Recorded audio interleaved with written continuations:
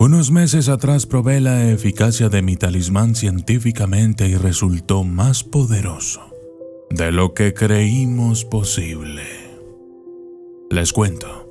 Me pidieron que aporte mis conocimientos a un equipo universitario de investigación que buscaba ponerle fin a lo que ellos llamaban el mito de los talismanes. La invitación decía: estimado documentalista, sería un invaluable aporte a nuestra tarea contar con su colaboración. Específicamente vamos a intentar establecer que los talismanes o elementos de igual propósito, confeccionados para atraer dinero y fortuna, son solo un mito y no tienen una eficacia científicamente comprobable. Cuando me presenté en el laboratorio de la universidad quedé maravillado. Habían establecido un sistema de simulaciones de juegos de azar y operaciones en la bolsa de valores, asignándole a cada prueba un monto económico ínfimo, pero real, de dinero. El procedimiento era sencillo. Una vez confeccionado el talismán, debíamos sostenerlo, ingresar a un cuarto aislado, pararnos frente al simulador, una máquina compleja y poderosa más parecida a una cápsula espacial que a una computadora. Colocar el billete de $1 dentro, como si fuera un expendedor de bebidas, y luego de un ligero sonido robótico, debíamos apretar el botón azul iluminado ante nuestros ojos y veríamos en la pantalla el dólar dividiéndose en millones de transacciones, compra y venta de acciones, monedas, criptomonedas y todo lo que llamaríamos trading. Y si obteníamos ganancias en este primer paso, automáticamente se fraccionaría en otras millones de apuestas a todos los juegos de azar conocidos, lo que nos daría un resultado. Si perdíamos el dólar, automáticamente quedábamos eliminados. Lógico, un talismán que pierde no sirve. Debíamos sí o sí obtener ganancias, pero además, estas ganancias tenían que ser mayores a las máximas obtenidas en las pruebas que habían realizado los científicos sin ningún talismán. El importe más alto logrado por puro azar era de $968. Los que habíamos sido convocados en calidad de expertos debíamos aportar la receta para la construcción del elemento y traer uno elaborado. Lo probaríamos inmediatamente. No les miento. Los 50 convocados de diferentes partes del mundo estábamos impresionados y entusiasmados con la prueba. Todos y cada uno habíamos llevado un talismán forjado a conciencia, con los materiales que considerábamos más adecuados y con todos los conocimientos con los que estábamos preparados para atraer riquezas a quien lo portara. El doctor Amilcar Jornet, director del laboratorio, era quien dirigía las pruebas. Estaba agradecido y maravillado por tan variada calidad de talismanes. Los había de todos tipos, créanme. Cuando llegó mi turno de exponer, les dije: gracias por la invitación. He leído cientos de libros al respecto que van desde las alquimias superiores hasta los sacrificios a deidades olvidadas. En este fino collar he reunido todo mi conocimiento. Abrí la pequeña caja de madera que me había regalado Chimara, una bruja costarricense muy poderosa. Me había servido para llevar hasta allí el talismán. Y ahí estaba, reposando sobre un colchón de monedas antiguas, sal de bruja y granos de café. Saqué el colgante. Está construido en piedra roja cristalina, de tamaño mediano, cortada para brillar a la luz como si fuera un rubí. El borde y la cadena que le engarzan son de oro de 24 quilates, proveniente de 3 minas diferentes, 2 de Israel y Palestina, cuyas tierras ha pisado el rey Salomón, y una de Anatolia, en Turquía, hogar de Mita Mushki, el verdadero rey Midas de Frigia. Grabado en el precioso metal se lee la inscripción El Salt Alad, 3 nombres de Dios. Toda la pieza de joyería fue elaborada en la fecha hebrea de 6 y 7 de Sivan, durante el Shabbat judío por un artesano ortodoxo.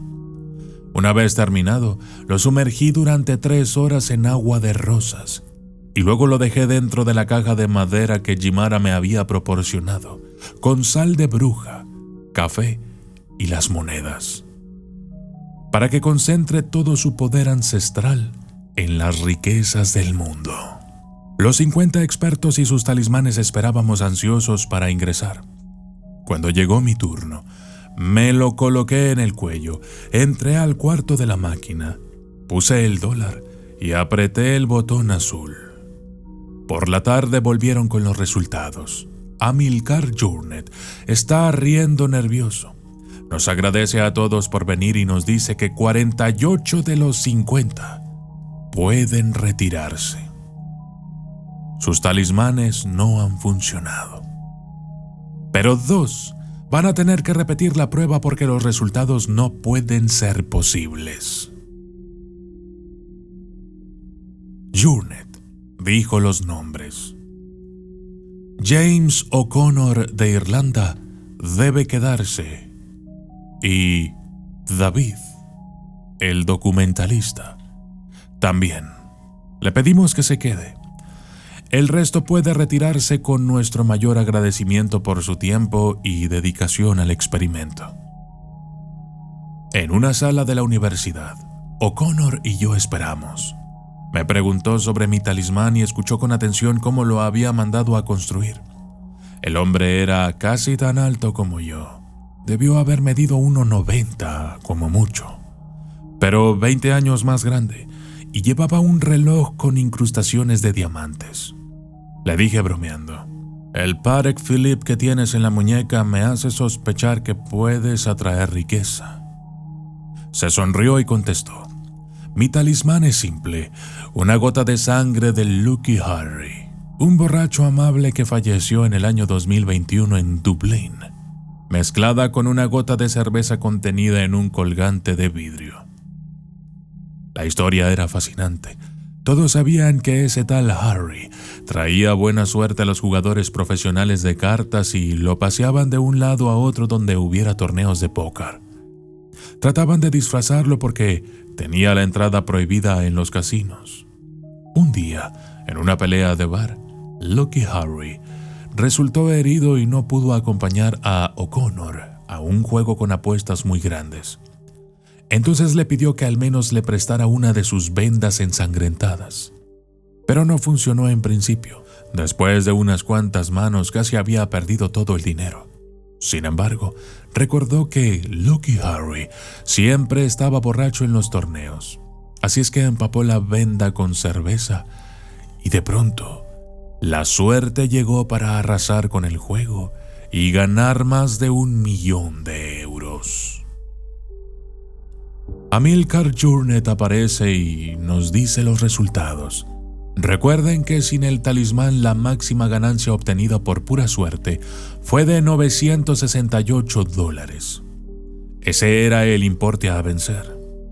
De pie frente a nosotros, expresa: señor David, documentalista, usted obtuvo $65,612.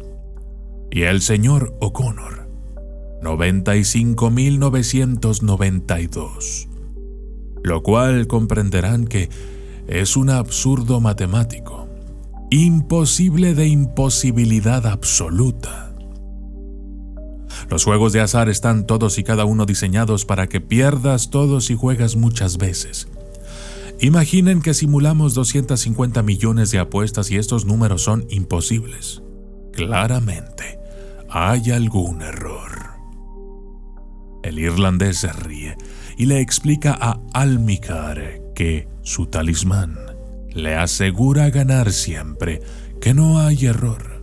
De todas maneras, acepta repetir la prueba. Después de la segunda vez que usamos la máquina, vino una tercera y finalmente una cuarta. Amilcar Journet no puede creerlo. Su hipótesis se destruye por completo. los talismanes funcionan. En todos los resultados superamos los 50,000. Siempre O'Connor ganaba un poco más que yo. El irlandés y yo nos hicimos amigos. Se quedó un tiempo en la región arrasando cuanto juego de cartas había. Hace unas semanas nos encontramos para comer en un restaurante pequeño en la ciudad de Mérida, Kishpan.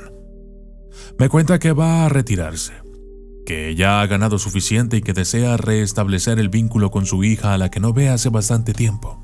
Me confiesa que no ha sido un padre presente y que, curiosamente, la muerte del Lucky Harry le había abierto los ojos. Nuestro encuentro se interrumpe por un ruido fuerte que proviene de la calle. Las sirenas de ambulancia se escuchan casi de inmediato, y salimos para ver de qué se trataba. Y encontramos el desastre que se produjo metros más adelante. Mi esposa Gaby, quien nos acompañó, O'Connor y yo, estábamos desolados. Una camioneta de gran porte y a máxima velocidad arrolló a un matrimonio y a sus 2 hijas. Los 4 son muy pobres y venden poemas y dibujos en la calle para poder sobrevivir. La madre está destrozada bajo el vehículo y aún respira, pero con gran dificultad. Un policía pelirrojo le pregunta si pudo ver cómo vestía el conductor que huyó del lugar corriendo. Ella asiente con la cabeza, mientras un enorme charco de sangre crece a su alrededor. Las niñas gritan y el padre las consuela sin darse cuenta que uno de los huesos de su pierna está por fuera. Las pequeñas resultaron con raspones menores porque la mamá y el papá las empujaron para salvarlas del impacto directo de la camioneta. Trasladan a la madre al hospital. Unos minutos después se llevan al padre. Yo me involucro un poco y les prometo seguirlos junto con sus niñas en mi auto. Unas horas más tarde, mientras las pequeñas comían dulces que mi esposa les había comprado, aparece el médico con una cara de muy malas noticias. Mi esposa se las lleva a caminar para que no escuchen. El doctor dice que José, el padre, fue operado y ya podemos verlo. Pero su esposa, Miriam, morirá de un momento a otro. Su tórax estaba colapsado. Algunas costillas rotas se le habían clavado profundo y comprometieron algunos órganos, el corazón y los pulmones. O'Connor y yo conversamos con José en el cuarto del hospital. El hombre llora desesperado. Repite que la ama con locura, que no puede vivir sin Miriam, y dice una y otra vez: mis hijas, pobres de mis hijas sin su madre. El policía pelirrojo llega e interrumpe. Pregunta al hombre si pudo ver al conductor. Escapó y no pudieron atraparlo aún. Le pide que al menos le indique cómo iba vestido, pero José contesta: no puedo recordarlo, ni siquiera lo vi. Miriam jamás olvida un rostro, no olvida nada. Ella debería estar en mi lugar. Sería de gran ayuda, pero lamentablemente... En el pasillo acordamos con mi amigo irlandés hacernos cargo de los gastos médicos y del sepelio de la mujer ante su fallecimiento inminente. Le dije: se me ocurre también que voy a regalarle a José el talismán que mandé a construir para el experimento de la universidad. El hombre va a necesitar toda la fortuna posible para sacar adelante a la familia desde la pobreza y, ahora que su esposa está por morir, no quiero ni pensarlo. Las hijas van a sufrir un dolor tremendo. Se nota que es una familia unida. Fui a buscar el amuleto a mi oficina y al volver al hospital los encontré a todos en la habitación de José. Las niñas lo abrazan en un mar de lágrimas. O'Connor, conmovido, me ve sosteniendo la caja de madera. Me pide que la abra y al sacar el talismán, mi amigo hace lo mismo con el suyo. Con ambas manos, fractura el vidrio de su amuleto, haciendo caer la gota de sangre mezclada con cerveza del Lucky Harry sobre mi talismán. Se evapora, dejando una estela en el instante en que toca la piedra roja pulida. Me dice: La hija más grande de José me recuerda a la mía cuando tenía su edad. Con los dos talismanes combinados, estoy seguro que ellos tendrán la mayor de las riquezas. Yo me retiro de todo esto. El doctor regresó a la habitación. La cara seria no anticipaba buenas noticias y estábamos en lo cierto al pensar así. Miriam presentaba falla multiorgánica, y todo hacía suponer que el triste desenlace se produciría en minutos. Para empeorar las cosas, José no puede levantarse y les prohíben a las pequeñas ingresar a la terapia para despedirse. Entenderán que la señora no está en condiciones aptas para ser visitada por sus hijas. Hasta las enfermeras más experimentadas se han descompuesto al verla. «Lo siento mucho», dijo el médico.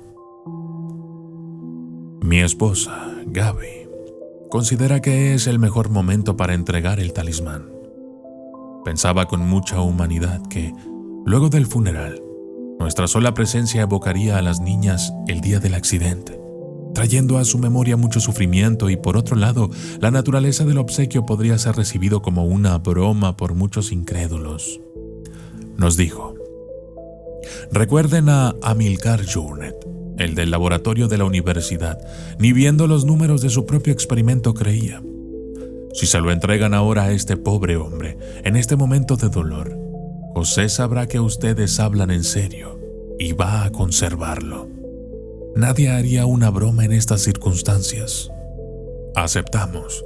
Los tres ingresamos nuevamente en la habitación, pero siguen llorando abrazados. Cada tanto las niñas le pasan la mano cariñosamente por la cara al padre diciendo: «No llores, papito». José trata de consolarlas también. Entendemos que intenta decirles que su mamá siempre las amó, pero una y otra vez la garganta se le anuda y se queda sin voz. Con el corazón partido por la escena, esperamos la oportunidad. El hombre respira profundo y nos hace señas para que nos acerquemos a la cama. Nos toma de las manos y nos agradece. Nos cuenta que hicieron un mal negocio con una hipoteca de su casa y terminaron en la miseria, pero que esperaban recuperarse pronto. Les faltaba poco para poder comprarse un sitio donde vender libros y los dibujos de Miriam. O'Connor comienza a explicarles lo que es un talismán para atraer riquezas. Les pide que presten mucha atención. Los ojos de las niñas se abrían cada vez más a medida que el irlandés les contaba todo lo que había ganado con el suyo, los detalles del experimento de la universidad y la fuerza activa y poderosa del que le íbamos a regalar. Les habló de tesoros. Sí, les dijo que en su casa de Dublín tenía un cuarto lleno de objetos preciosos. La hija mayor de José preguntó si podía ponérselo. Se lo colgué del cuello diciendo: todas las noches cuando lo terminen de usar, guárdenlo en esta caja de madera. Les va a traer riquezas, se los prometo. La niña con el talismán cierra los ojos y pide: quiero la fortuna que teníamos antes. Y repite como rezando: quiero la fortuna que teníamos antes. El padre me mira y dice susurrando: pobrecita, cree que éramos ricos cuando vivíamos en nuestra humilde casita antes de caer en esta miseria. Unos minutos más tarde entra corriendo el doctor. Está pálido, transpirando, y no intenta ocultar el temblor de sus manos. Le pregunta de muy mala manera a José si su esposa es la que fue atropellada. Le pide que lo confirme 3 veces. Le pregunta una y otra vez el nombre completo de la señora. El médico parece estar en shock.